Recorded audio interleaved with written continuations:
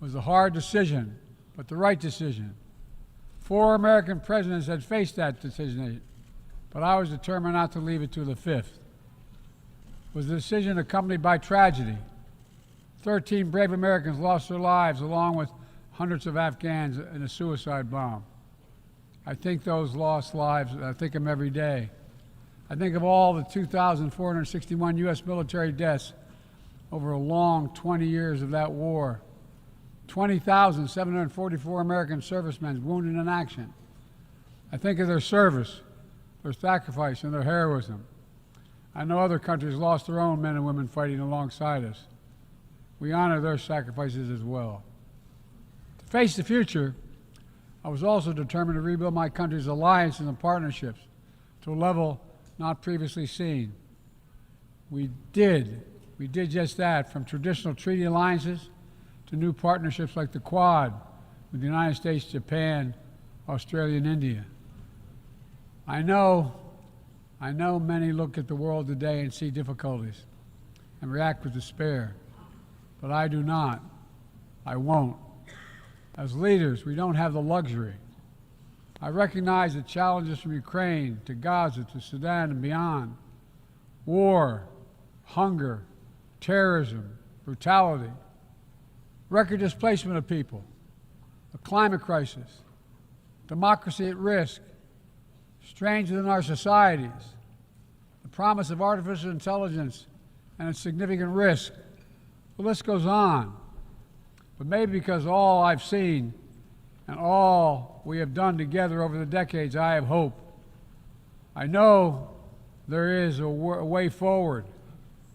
In 1919, the Irish poet William Butler Yeats described a world, and I quote, "where things fall apart, the center cannot hold, mere anarchy is loosed upon the world," end of quote.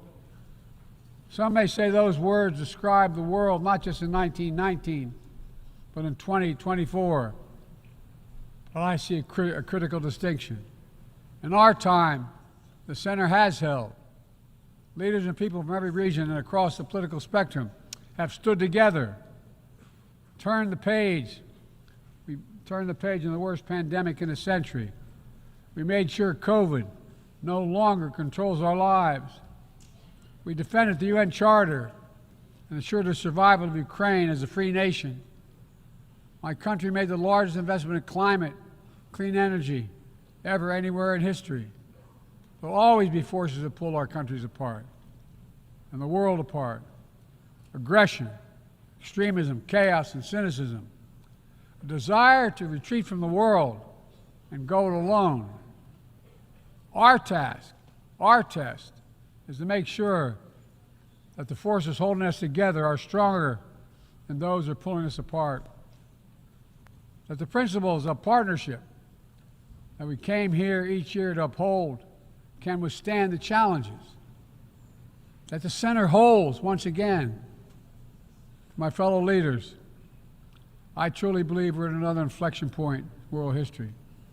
But the choices we make today will determine our future for decades to come. Will we stand behind the principles that unite us? Will we stand firm against aggression?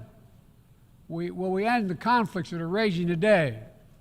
Will we take on global challenges like climate change, hunger, and disease? Will we plan now for the opportunities and risk of a revolutionary new technologies? I want to talk today about each of these decisions and the actions, in my view, we must take. To start, each of us in this body has made a commitment to the principles of the UN Charter to stand up against aggression. When Russia invaded Ukraine, we could have stood by and merely protested. But Vice President Harris and I understood that that was an assault on everything this institution was supposed to stand for. And so, in my direction, America stepped into the breach, providing massive security and economic and humanitarian assistance. Our NATO allies and partners in 50-plus nations stood up as well. But most importantly, the Ukrainian people stood up. I asked the people of this chamber to stand up for them. The good news is Putin's war has failed, and at his core aim. He set out to destroy Ukraine, but Ukraine is still free. He set out to weaken NATO, but NATO is bigger, stronger, and more united than ever before, with 2 new members, Finland and Sweden. But we cannot let up. The world now has another choice to make. Will we sustain our support to help Ukraine win this war and preserve its freedom, or walk away and let aggression be renewed and a nation be destroyed? I know my answer. We cannot grow weary. We cannot look away. And we will not let up on our support for Ukraine, not until Ukraine wins a just and durable peace in the UN Charter.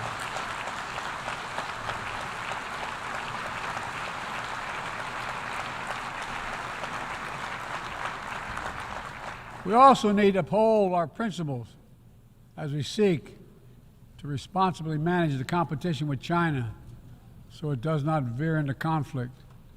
We stand ready to cooperate on urgent challenges for the good of our people and the people everywhere.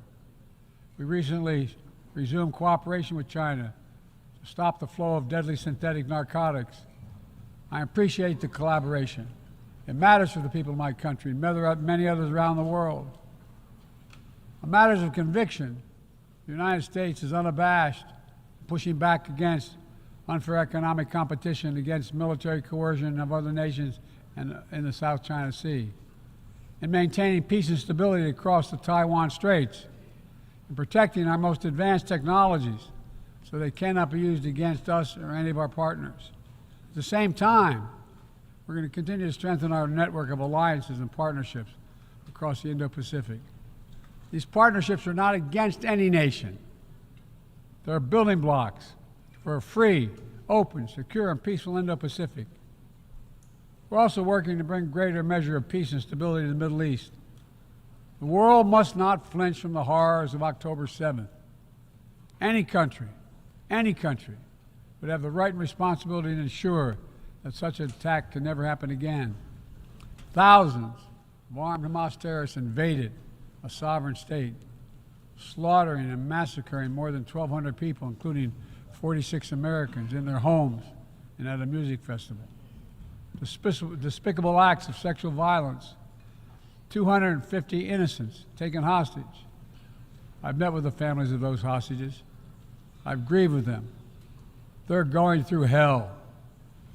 Innocent civilians in Gaza are also going through hell. Thousands and thousands killed, including aid workers. Too many families dislocated, crowding into tents, facing a dire humanitarian situation. They did not ask for this war that Hamas started. I put forward with Qatar and Egypt a ceasefire and hostage deal. It's been endorsed by the UN Security Council. Now is the time for the parties to finalize its terms, bring the hostages home, and secure security for Israel and Gaza free of Hamas' grip, ease the suffering in Gaza, and end this war. On October 7th,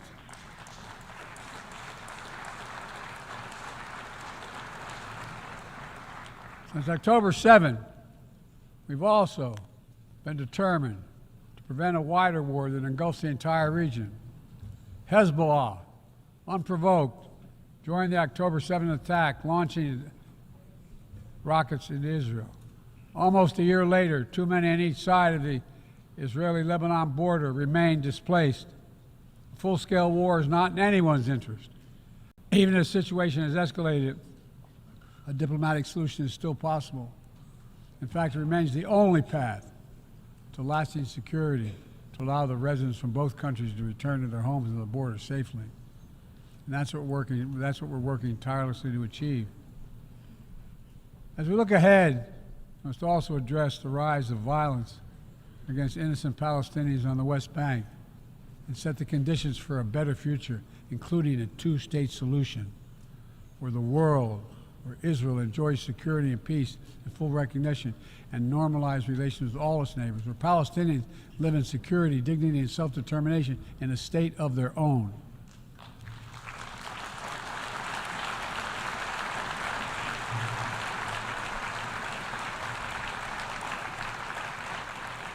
Progress toward peace will put us in a stronger position to deal with the ongoing threat posed by Iran.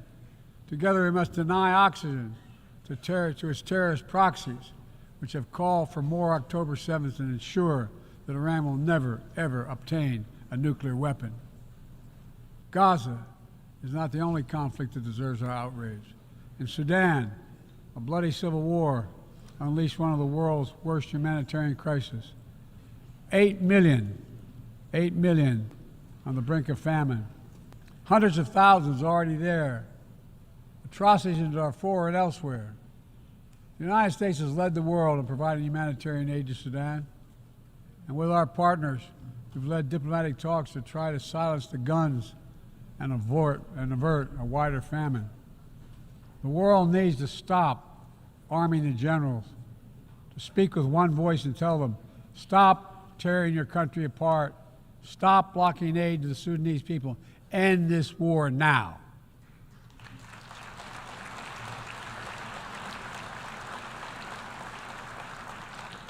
But people need more than the absence of war. They need a chance to live in dignity.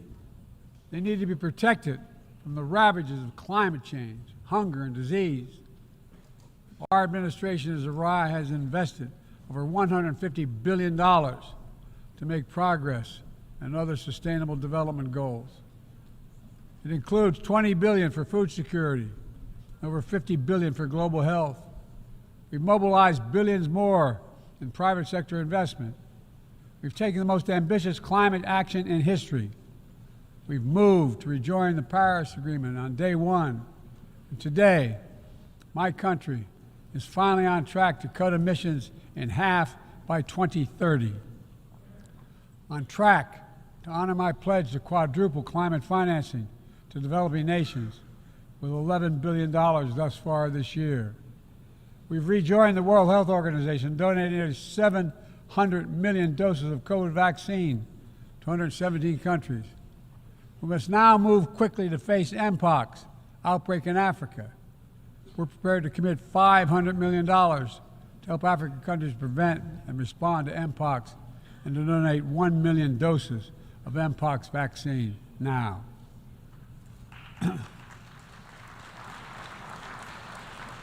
We call on our partners to match our pledge and make this a billion-dollar commitment to the people of Africa. Beyond the core necessities of food and health, the United States, the G7, and our partners have embarked on an ambitious initiative to mobilize and deliver significant finance to the developing world. We're working to help countries build out their infrastructure, to clean energy transition, to the digital transformation, to lay new economic foundations for a prosperous future. It's called the Partnership for Global Infrastructure and Investment. We've already started to see the fruits of this emerge in Southern Africa and Southeast Asia and in the Americas.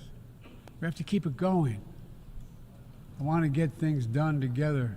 In order to do that, we must build a stronger, more effective, and more inclusive United Nations. The UN needs to adapt and bring new voices and new perspectives. That's why we support reforming and expanding the membership of the UN Security Council.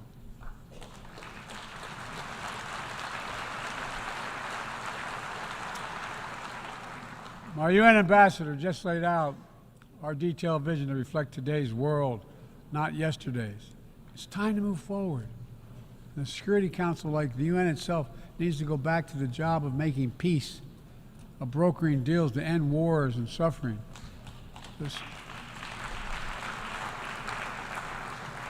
to stop the spread of the most dangerous weapons, of stabilizing troubled regions in East Africa, from East Africa to Haiti, to Kenya-led mission that's working alongside the Haitian people to turn the tide. We also have a responsibility to prepare our citizens for the future. We'll see more technological change, I argue, in the next 2 to 10 years than we have in the last 50 years. Artificial intelligence is going to change our ways of life, our ways of work, and our ways of war.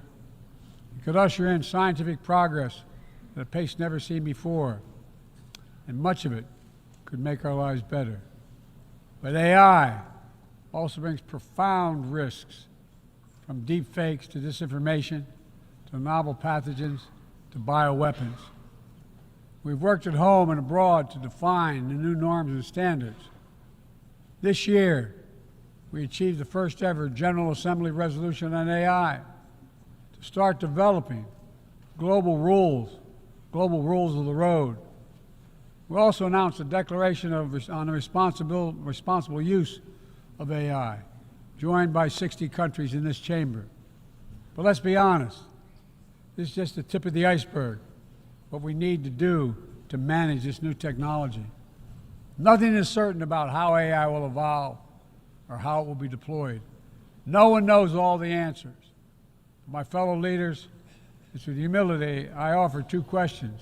First, how do we as an international community govern AI? As countries and companies race to uncertain frontiers, we need an equally urgent effort to ensure AI's safety, security, and trustworthiness. As AI grows more powerful, it also must grow more responsive to our collective needs and values. Benefits of all must be shared equitably. It should be harnessed to narrow, not deepen, digital divides. Second, will we ensure that AI supports rather than undermines the core principles that human life has value and all humans deserve dignity? We must make certain that the awesome capabilities of AI will be used to uplift and empower everyday people, not to give dictators more powerful shackles on the human spirit. In the years ahead, there may well be no greater test of our leadership than how we deal with AI. Let me close with this. Even as we navigate so much change, one thing must not change. We must never forget who we're here to represent. We, the people. These are the first words of our Constitution, the very idea of America. They inspired the opening words of the UN Charter. I made the preservation of democracy the central cause of my presidency. This summer, I faced a decision whether to seek a second term as president. It was a difficult decision. Being president has been the honor of my life. There's so much more I want my country more. I decided after 50 years of public service, it's time for a new generation of leadership to take my nation forward. My fellow leaders, let us never forget, some things are more important than staying in power. It's your people.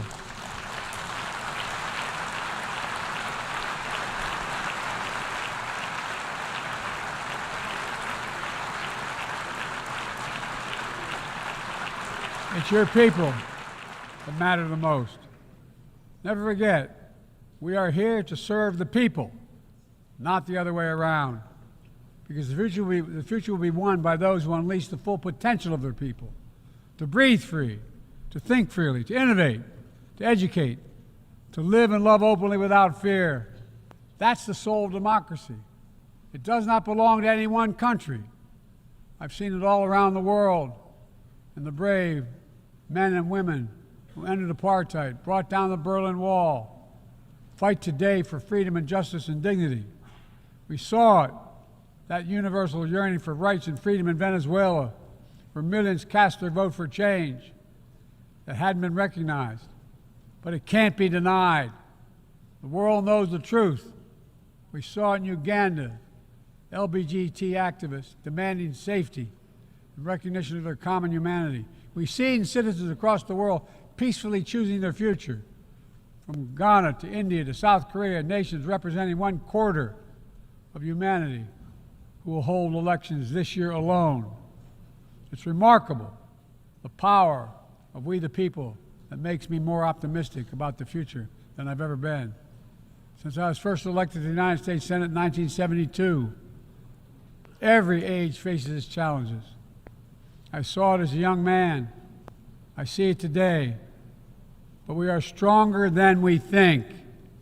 We're stronger together than alone. And what the people call impossible is just an illusion. Nelson Mandela taught us, and I quote, "It always seems impossible until it's done.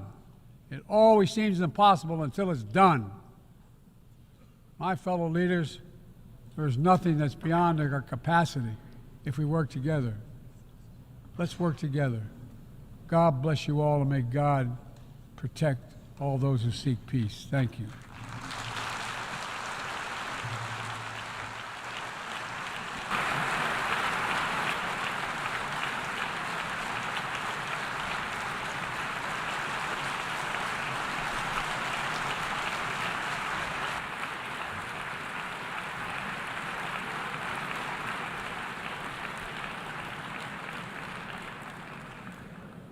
On behalf of the Assembly, I wish to thank the President of the United States of America. May I request representatives to remain seated while we suspend the meeting for 5 minutes before resuming to hear the next speaker.